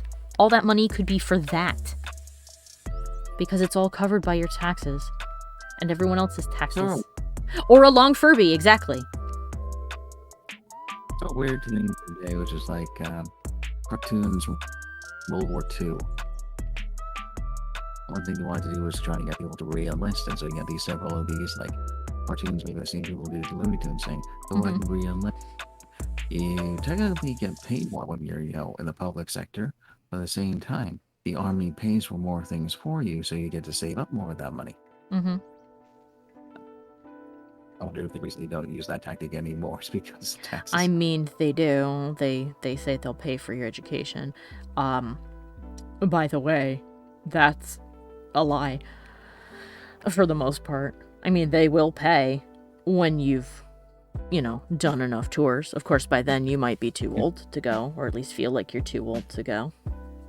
They'll also only pay for certain colleges.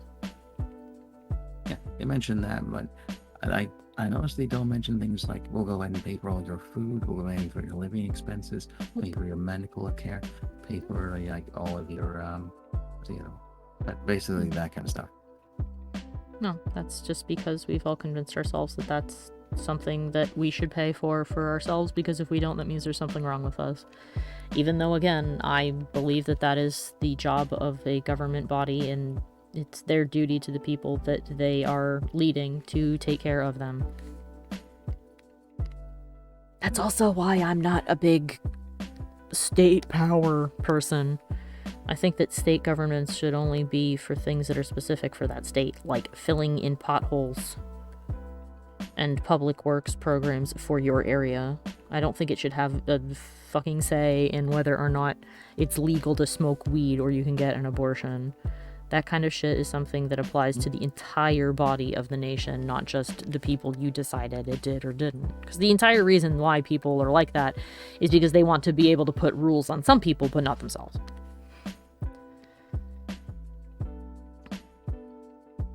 Because as soon as states started going, well, we don't agree with that abortion thing. As soon as people in states were like, well, we'd like to keep abortion, we don't agree with your thing, they suddenly started trying to pass it in the government. So they're all full of shit. Oh, what I said sounds tyrannical, Verb? Or the way that they're handling things sounds tyrannical.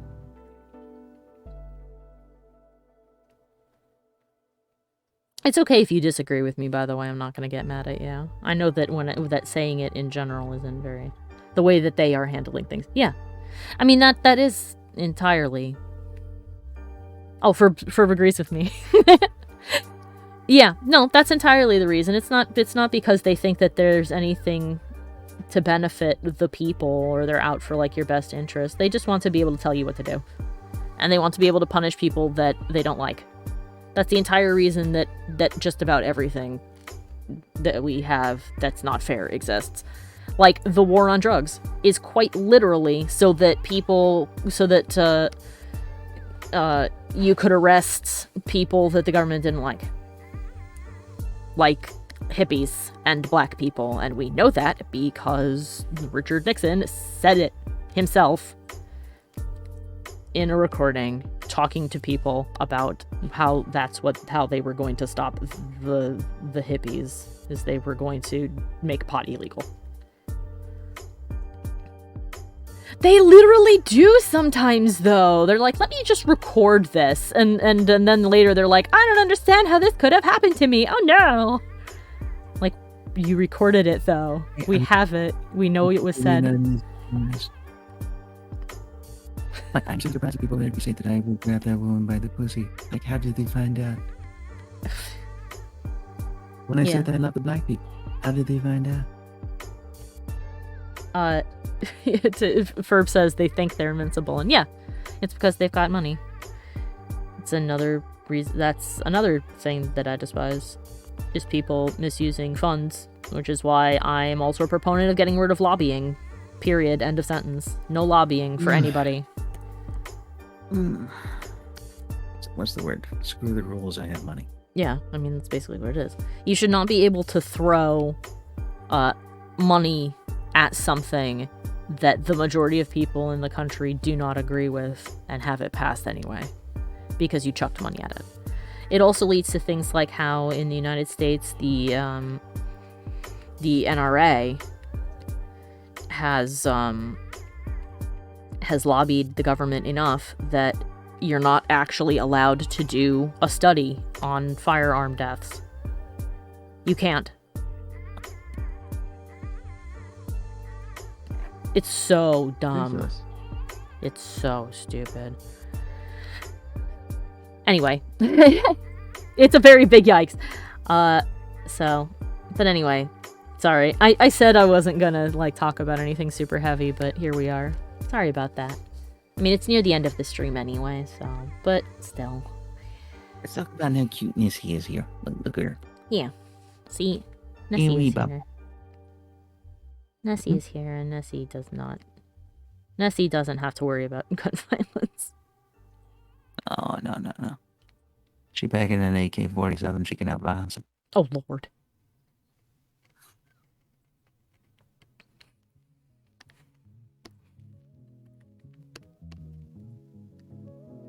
That's, Yeah, see? GTA. Yeah, Nessie is beyond our human bullshit. She swim and eat fish. That is how the Nessie GTA do. 5, GTA 6, GTA 6, Edinburgh Edition.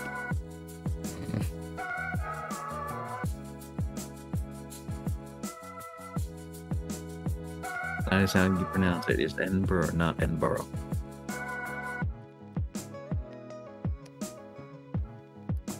We have learned a thing. Mhm. Alright,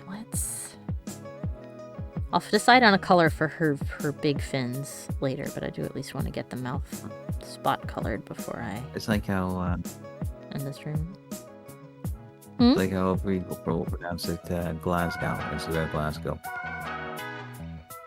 Yeah, we pronounce things like that here differently depending on where we are. If you pronounced it the way it probably is actually supposed to be said, people would just look at you like you were nuts. They'd be like, yeah, okay. That's never been a thing, surely. Oops, there we go. Come here, please, sir. Alright. Looking a little haunting with all the light in her eye. Let's do that, since she just has the one light. Light. Light layer.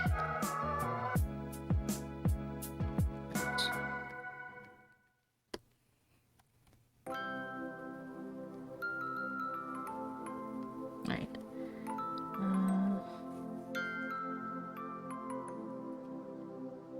Boop. There we go. Now we have our Nessie. I'll be doing the little bit of color for her big fins in a little bit. But I'll probably also put some nice mottling on her back too. But anyway, for now, that'll be the end of our stream. I want to thank everybody who came and kept me company, and sorry that some of the topics got a bit heavy. I've been trying to keep it chill, but you know, grievances pop up sometimes. But we'll talk about cats. well, tomorrow we are talking about the hodag. And if you give me a moment, I'll find out specifically what the hodag is, because I don't remember off the top of my head. Hodag. Hodag. The first response was hodag licking stick. Oh, it's the you killed too many bulls thing. Okay, the hodag is this big chunky boy. I remember him. All right, I won't show you a picture of him just yet. You'll see him tomorrow. But the hodag is a fantastically interesting creature. And we will be drawing them tomorrow. So, yes, a hodag hoedown. But for now, I want to say again, thank you for coming to join me for the stream. I hope that you had a good time, and I hope you have a great rest of your night. Bye!